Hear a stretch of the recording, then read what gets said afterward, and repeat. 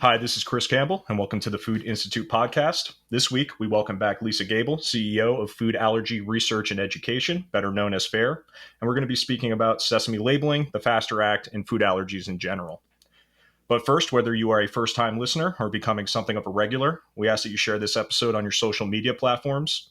Helps us expand our reach, and we really appreciate it when you do so.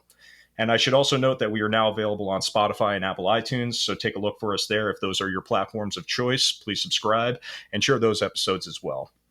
So with all of that said, I'll introduce Lisa, and I'll start off by asking her how she's doing today. So how are you, Lisa? I am great. And Chris, I so appreciate your having me back. Well, we really are excited about this one. And I know when we first talked back in May, we kind of discussed the Food Allergy Safety Treatment Education and Research Act, and that is the FASTER Act. And I'd like to get into that conversation a little bit more. But first, I think for those who didn't listen to the first episode, do you mind giving a little bit of a background on yourself, just so that they have a better idea of where you're coming from? Sure. Well, I appreciate your asking. As background for some of your listeners, I come from the food and beverage world. It's one of the reasons I was asked to become the CEO of FARE is because I've worked with many of the companies and grocery stores on these important issues. And can you also give us a brief description of what the FASTER Act is? The FASTER Act adds sesame as the ninth major allergen. It would prioritize food allergy research to develop more effective treatments and ultimately a cure for food allergies. And I think this might be a good chance to kind of remind our listeners of what those 9 major allergens are. So obviously you have sesame, but could you round out the listing just so everyone that's listening here knows exactly what we're talking about? Sure, it's peanut, milk, shellfish, tree nut, egg, fin fish. Those are fish with fins, wheat, soy, and sesame. So those are the top 9 allergens that have the largest propensity of anaphylaxis. Thanks for taking that quick detour, Lisa, but could you also jump back into what the FASTER Act means for people with food allergies? It's a really big deal for us because for our community, it represents more than 1.5 million Americans who are allergic to sesame. Those are people that can go into anaphylaxis if they accidentally ingest sesame. And FARE has been advocating for the passage of the FASTER Act for nearly 2 years, but we're excited to be at the stage we're at now. So I guess we can jump in and just kind of ask, back in May when we were talking about it, I know you were working with Congress just to try to push this law through. I was wondering, what is the current status of the bill today? We're in a great place. It unanimously passed in the House, H.R. 2117 on November 17th, and a similar version of the bill unanimously passed in the Senate on December 9th. That's Senate Bill 3451. So to see both of these versions of the bill move forward so quickly is just an amazing achievement, as it usually takes a lot of sessions, several sessions, for legislation to move through Congress. The FASTER Act has actually taken 19 months. And what I'd like to point out on the Senate is on the Senate side, it was actually introduced on March 12th. I remember that date because it's the day before my birthday. So it was introduced then, and to have it voted out on the 9th is just incredible for us. And it's a testament to the amazing hard work of our food allergy advocates. We had 150 of them fly into Washington right before the shutdown happened. It was one of the last series of meetings that happened. And they've been doing virtual meetings with their congressional members. So we just appreciate the hard work of all the members of the FARE community. And I think it's kind of interesting, especially in a year that's had, I guess you could say that legislation has not been pushed forward on a lot of fronts this year, and a lot of the news cycle has kind of cycled around that. So I do think it's very noteworthy that, the Senate version of this bill, it only took, looking at March, 9 months, give or take, to push it there. So do you think this is, factor of it being so universally accepted? Do you think a lot of Congress now taking a look at it just kind of sees the importance of adding sesame to the ranks of all the other food allergens? I think that's part of it, but I also think it is that we focused on delivering up a skinny bill that would be able to get bipartisan support. I mean, we really focused our bill and analyzed it in advance to see if members of the Republican Party and the Democratic Party on both the House and the Senate could move this quickly. And I think that we crafted something that is not only a moment where you're seeing more recognition of food allergies, we have incredibly committed co-sponsors with Doris Matsui bringing it forward. And then we have co-sponsors from both houses. However, it's a skinny bill. And so I think it's one reason it went quite fast. So speaking of the bill, what are the next steps for the bill? I know you said that we have versions in the House and the Senate. So are we in the reconciliation process currently? We are. It goes back to the House of Representatives for consideration. If they pass this version before the end of the legislative session, then it goes to the president's desk for review, and hopefully it gets signed into law. And we would be pretty darn proud if our bill was that big bipartisan effort that got signed into law during 2020. Yeah, I think it would be a win for the country at this point, having some kind of bipartisan support for things, but also it's going to be a win for consumers in my mind.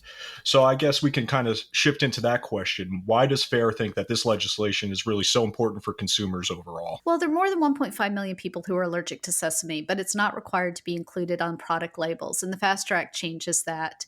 One of the things that we know is that sesame can be a hidden ingredient, which means that it's not always something that you automatically think about being in something. And so for a lot of people, they're actually surprised that sesame is in hummus or tahini, or it might be part of a spice mix. And so as sesame has become a more standard ingredient in our foods, and I remember when it was being introduced and all of a sudden sort of becoming into the norm, it's not surprising that you would see more people having a reaction to it because it's just more frequent. And so we want to get it labeled. And our team has done just a fabulous job working with our advocates around the country. We were very excited that our own Steve Dannon, who's SVP of External Affairs, and Jason Lindy, who's VP of External Affairs, were both named top lobbyists in the Hill in recognition of the incredible efforts of the food allergy community. So how much of an impact will it have on preventing food allergy related medical issues? Can you look to the past with other labeling efforts and kind of give an idea of what kind of protection this will give to consumers? Well, these families live in constant fear and anxiety that sesame might be hiding in a food product that they buy that they're not familiar with. And so it allows them to be better informed about what ingredients are in the product and allows them to avoid purchasing things without fully knowing that there's sesame in there. And so it's a life-threatening situation when somebody has accidental ingestion of a food to which they are allergic. They can go into anaphylaxis, which means their blood pressure drops, other systems in the body starts breaking down. It could be that they have itchiness, swelling, their throat closes up. They have to take an epinephrine auto-injector and then run to the emergency room. So this is a very monumental issue. One thing I should mention is one of the reasons why it became very personal for members of the House is that Talia Day, who is a FAIR mom, went and testified. And when she talked about how frightening it was when her son went into anaphylaxis and was in intensive care in the emergency room, almost losing his life. And he's an elementary school kid. He's a baseball player. He's at summer camp. When you hear that story and a mom talking about how, and I remember getting texts from the grandparents throughout, they didn't know if he was going to live or not. And so when you hear that, then you recognize how important it is to label some of these ingredients. I would definitely agree. I think this personal aspect of it really kind of can get lost in the news cycle when you're listening and you say, oh, it's only 1.5 million Americans that have this sesame allergy. But there is a human element to all of this. And I think that kind of use case coming from the mother of a child with a sesame allergy can definitely kind of move the needle for some people's perceptions. Do you have any other use cases across the US or even across the globe for this kind of labeling that might also kind of drive that point home a little bit? Well, what FAIR did this year is that we worked with McKinsey and we brought forward research that was a profile called the Food Allergy Consumer Journey that we did with McKinsey, Northwestern, and Global Strategies Group. And what it showed is that there are 85 million Americans, 1 in every 4 American consumers, avoid purchasing a product with one of the top 9 allergens because they or someone in their household is either allergic or intolerant. And that's a big number. And I think when we brought forward that you had 85 million Americans, 1 in 4, that really brought it home to a lot of people who did not realize the magnitude of the problem.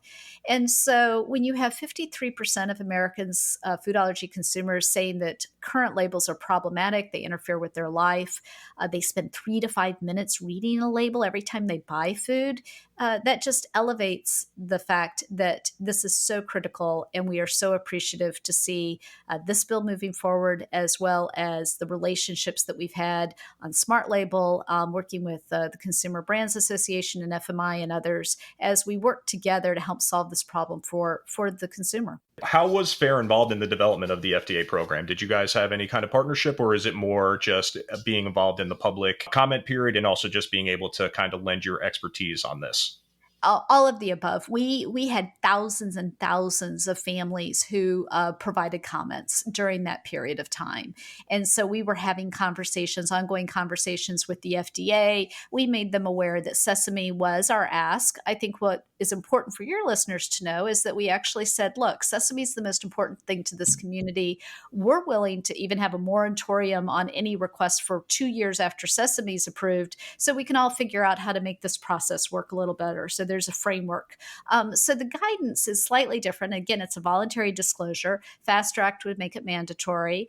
The guidance was a great step in the right direction. We really appreciate Susan Main and her team focusing on the food allergy community, but we need to have Sesame recognized now as the 9th top allergen, and the Fast Track would make that happen. So I know that you said that you've been working on the Faster Act and the Sesame labeling, for about 6 years now at FAIR. So I'm wondering, what's next for FAIR's agenda? What are you looking at next for another allergen? Is there anything else on the horizon that you think that will be legislation pending in the coming years?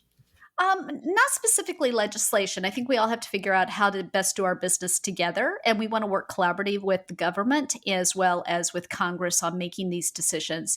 There needs to be a framework. I think everybody agrees that we need to have a predictable framework that all of us understand, both the advocacy community as well as the manufacturers, on how decisions made about how something becomes an allergen. And so that's really important. Right now, we have a lot of discussion going on about thresholds. There's a question about, how many people have to be facing life-threatening anaphylaxis in order for something to become an allergen. So we understand that the system still needs some tweaking and improvements, and that's what we're committed to doing. Whether or not some of these happen through a legislative process or through our engagement with government, that's to be determined. But we're here to work with everybody, and we just appreciate everyone's commitment to working with us to make this happen. One thing I can tell you is that, the 8 allergens make up over 90% of all documented food allergies, but there are more than 160 foods that have been identified to cause allergies to sensitive individuals. We recognize that labeling on packages is a really small space, and so we know that the manufacturers, really don't have the bandwidth to be labeling everything that's in there. And secondarily is that we know that with Smart Label and with digital interfaces that we have now with online shopping, that there's an opportunity for us also to engage to clarify and standardize information that the consumer reads. So I'd like to thank you again for your time today, Lisa. We really appreciate you coming on the show. Where can Food Institute listeners go to learn more about your organization? They can go to foodallergy.org. That's our primary website, but also we're all over social. We have a Living Teal channel on YouTube, which is great and fun, incredible content. Secondarily, we are on Instagram, Facebook, Twitter, TikTok, LinkedIn, you name it, we're there. We would love to engage with you. So send us notes, send us messages, and we look forward to discussion. That sounds good, and we'll definitely share the relevant links in the description of this episode. So remember, if you're new to the Food Institute podcast, please follow, like, and share. If you'd like to learn more about the Food Institute, please take a look at the links in our description to learn more about us and what membership could do for you and your company. So until next time, this is Chris Campbell, signing off.